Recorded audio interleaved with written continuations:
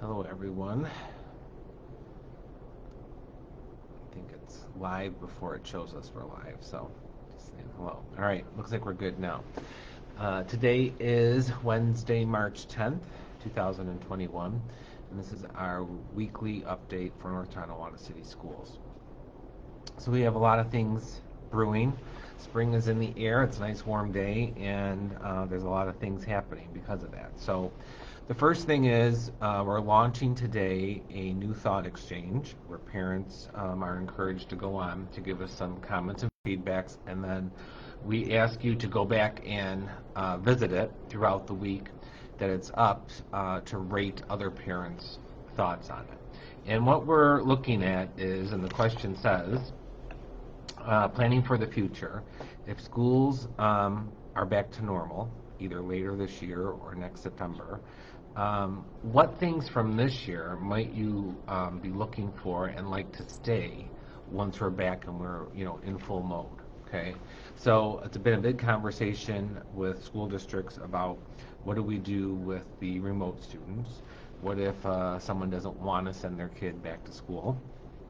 And so we're trying to plan for that. So one of the things we talk about every week too is what's happening at the Department of Health and at the state level. And at both, we've seen a lot of movement and shifts to reopen. So the one thing is with vaccinated people, and if they're vacationing, they don't have to do the quarantining. You see restaurants opening back up. We see larger venues being able to be held as far as weddings and other events, indoor and outdoor guidance. So the conversation on schools being next in line and when that line might get to the end as far as the social distancing for buses and for in-person instruction is a topic that is happening at the state level. It's happening at the local level, and it's also happening countrywide. Okay, so we see that different states are doing different things. Like Texas is wide open, no masks or anything. New York is a little bit more conservative, so we're not there yet. But this will help us plan, because once you get the go-ahead to say open up more, okay, or go back to 5 days a week or whatever that next step is that we take, some things are going to have to give, right? So if we're saying schools are safe and we can open, we can't then have dual education going. We can't have a in-person model and a remote model going full steam ahead without a large cost to the budget, which is something that school districts are talking to Board of Education about. We need to talk with teachers unions about. So there's a lot to plan for. So as we move towards back to normal that we used to know prior to March last year when we shut down, were there any things through this hybrid model or closing that you thought was good or that we should look to keep going as we go into the future? So I encourage everyone to do that. You can go to the web page. It's here posted, I see right now, that you could click on and go in that way. And if you're out and you're talking to people about it, it's the school's website, which is www.ntschools.org, and then it just /thought exchange. But if they go to the web page, they can do it there. If they come on Facebook, they can find it there. And we're excited to see what kind of things you liked about the hybrid model, or this things that we added since we had to close that you'd like to see us keep. The next reminder is that with spring recess coming up, the end of March and the first week of April, we will be doing the Monday and Wednesday lunch still. So those times and locations of Spruce and the high school stay, and those dates will be March 29th and the 31st, and then the following week, April 5th and 7th. So those things are still in place, and there's information for that. Our Wall of Fame, which is being really done through private donations through the community, has started up their tours again. If you want to see what's done already, there's a big addition to that area coming this month that we hope to unveil in early April and show everybody that. So that's through the Wall of Fame website and Facebook page, but we're excited about that. And I know that with this being Arts and Education Month, Mr. Vallis has incorporated the updates to the arts part of that, as well as the sports that have been done, and highlighting all of our great local arenas here that we can do and visit the arts in when things get back to normal, as well as the work that our students are doing. So we appreciate the arts department. The school district is working on their budget, and there's a lot of unknown numbers, but usually the governor and the Senate have a budget in place with real numbers by April 1st, which is approaching very closely. So we'll be finalizing the budget over the next 2 or 3 weeks as well. So we encourage you to attend or watch our board budget presentations that we are having. We have 2 a month. We had one on the 3rd. There's another one on Wednesday the 17th, which is all budget. So there's not a public comment to that one, but there will be 3 more where public can comment. So the 17th is more of a workshop, but we encourage you to watch it and become educated on that. So the next piece then is, which I touched a little bit on, with our thought exchange for what we'd like to keep when we go back to normal, is when are we getting back to normal and when will we expect changes. So a big thing that we see in the state, because we got to work with our state rules, right, is this barriers, no barriers, 3 feet, 6 feet, masks, no masks. Music is different than phys ed is different than sports, and there's all the things that fall into that. So we're really working as a Erie, Niagara County, and Orleans County group to ask the state for some clear guidance so that we're all following the same rules for everything. And we're encouraged that the more we open up, we bring sports back, we do a little bit more with the music and the arts, try to get more kids in who are struggling 4 days a week, and our rates are staying low, that the state really look at that data. For Western New York, okay, we don't want to say that the whole state might have to move to that, but don't judge Western New York against New York City or upstate or central New York. We want to use our numbers and our community to make our best decisions here for our school and our students. So we continue that work. It's almost daily now that there's some kind of meeting for that, and we realize we're getting towards the end of a school year, and we'd like to do something sooner than later. So we're trying to hold the governor's feet to the fire a little bit to give us some direction one way or the other.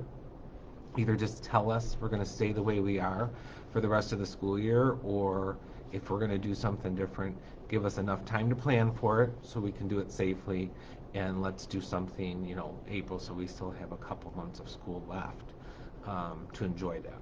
So that's kind of the common voice coming out of Western New York that we're working on to get some things changed here in the next 2 or 3 weeks. Of course, he could throw it on the floor, he could pay no attention to us, but we are working together to try and get something done one way or the other, because this uncertainty doesn't help anybody. Let's see, so the thought exchange is there. Is there any talk about kindergarten coming back more the end of the year? So that's been part of the talk too. So do we want to make a change in the K-3 buildings? Of course, every school district is different, right? Some buildings are K-6 like we used to be.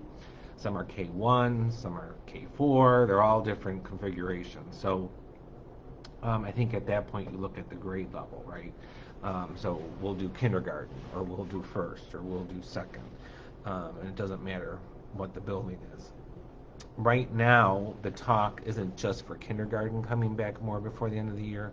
It's for everybody. If we get to a point where they're saying, no, we're going to stay the way we are with our guidelines through June, then the talk will be like, okay, so what do we do for our seniors, number one, and number two, our kindergartners, sort of like both ends, right?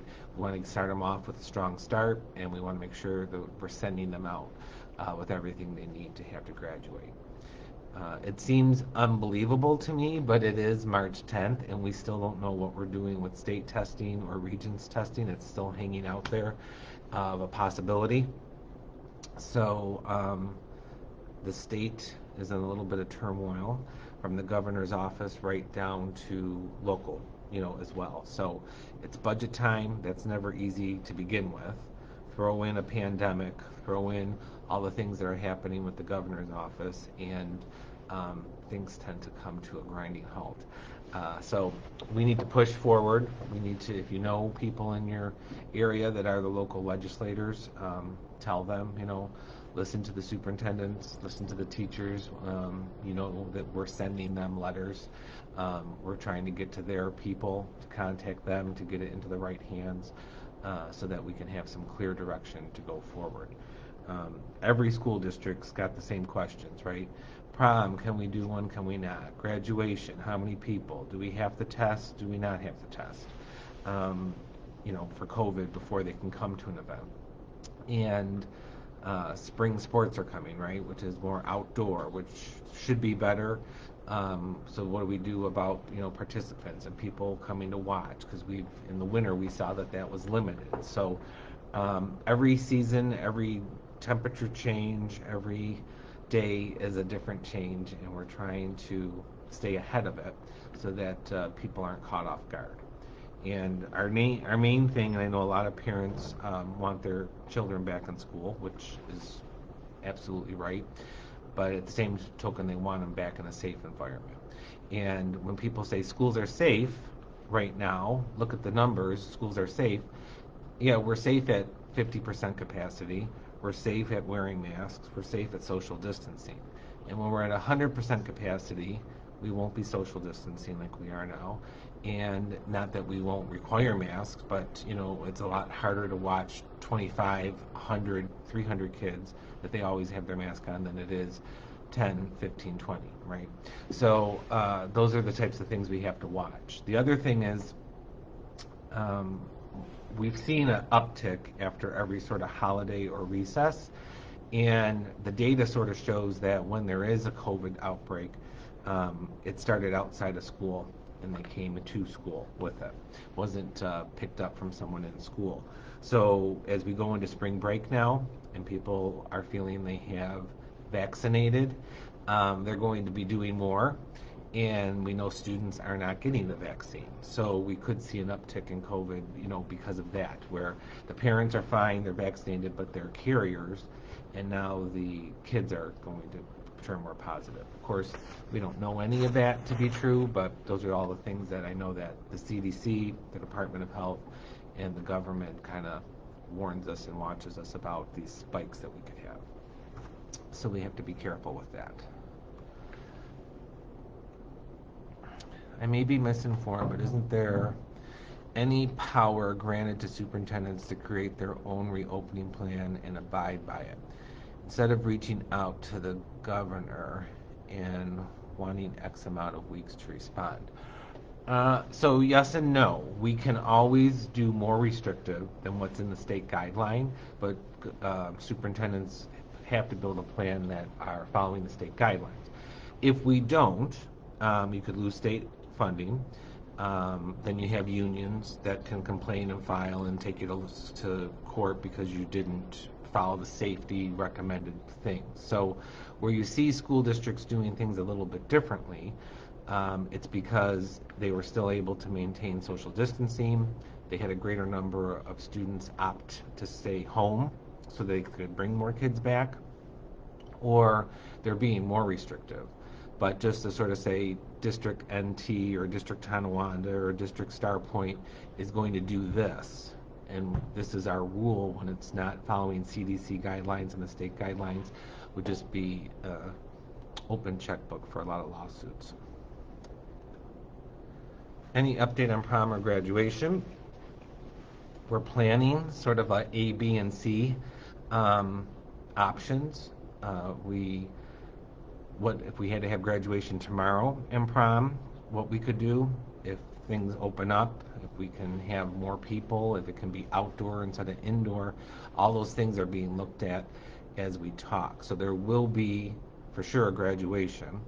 Prom is going to be one of those dicey ones because whenever it's a catered event, you have the pre-testing, the qualifications, and all that starts, and it gets a little bit more tricky. But at the high school level, where the senior class and the advisors are, they are meeting this week actually to give me an update on like the three plans that we could hopefully do depending on the guidelines. Do you know what is going on with modified football conditioning that they did last week, but now suspended it? I do not know, but I'll find out and type it in here. I'm trying to think if I remember hearing something why it was suspended. I don't. So I'll check it and I'll type it in the answers later. Shout out to the girls varsity bowling team. They came in first in their division and third overall. That's awesome, especially during a pandemic. Following up on my previous comment, I know we aren't supposed to compare ourselves to other regions of the state, but I believe that Onondaga superintendent began calling the shots in his district. I'll look into that. There is a lot going on in the Syracuse area. With the Department of Health and some things that were proposed. Okay, got reported as it's happening, but they were proposed changes. So I'm not aware of anything happening there across the state.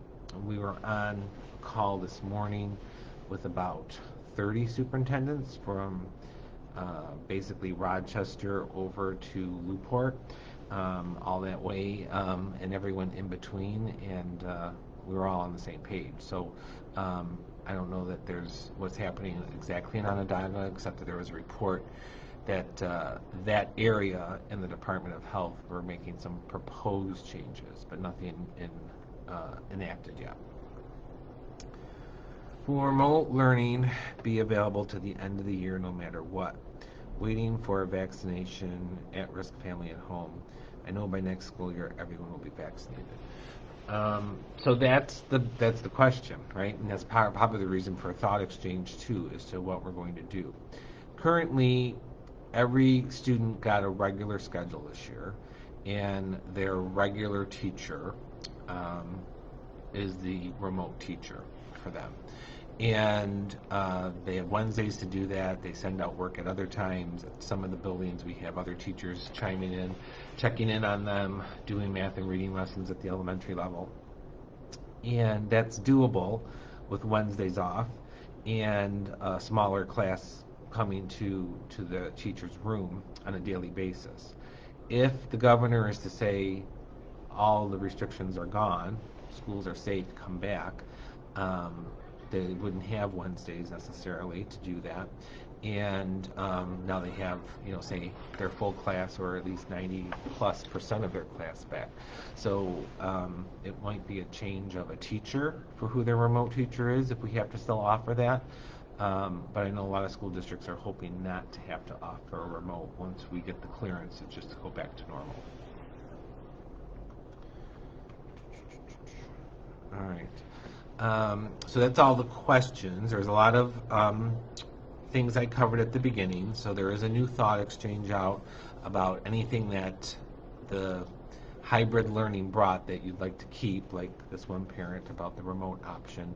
Did you like Schoology? Did you like Seesaw? Did you like the Teams meetings? Any things like that that you think would be helpful going into the future? I know we're doing CSE meetings on Teams. We did parent conferences that way. So kind of think outside the box about things that you might like to see continue into the future. Remember, lunch is still available during our spring recess. Check out the Wall of Fame site for donations for that project, as well as seeing the exciting updates, and watch for more coming in April. This is Arts and Education Month. We thank Mr. Vallis and the whole arts department. There's an art show at the Carnegie that they did live through Facebook. It was really nice. And every day he's sending out a new video, so watch for those as well to highlight all of our student work. And please stay up to date on the budget. We need everyone's input for that. Right now, all school districts will be having the regular budget vote. So wherever here in North Tonawanda, that's on Meadow Drive at the Alumni Center, and there's one day to come and vote. If you will be out of town, the requirements for requesting a absentee ballot are the same as any normal year. So we won't be doing a mass mailing this year. You have to come to vote unless you'll be out of town. So we appreciate everybody tuning in. Please share this, and if you check back here, I'll give you the scoop on what happened with modified football practice, and I'll type that in shortly. So stay safe, stay well. We'll be back next Wednesday, which is March 17th, St. Patrick Day, and that is also an evening Facebook Live as well as a 2 o'clock Facebook Live. So we'll see you then. Until then, stay safe and get outside and enjoy the nice weather.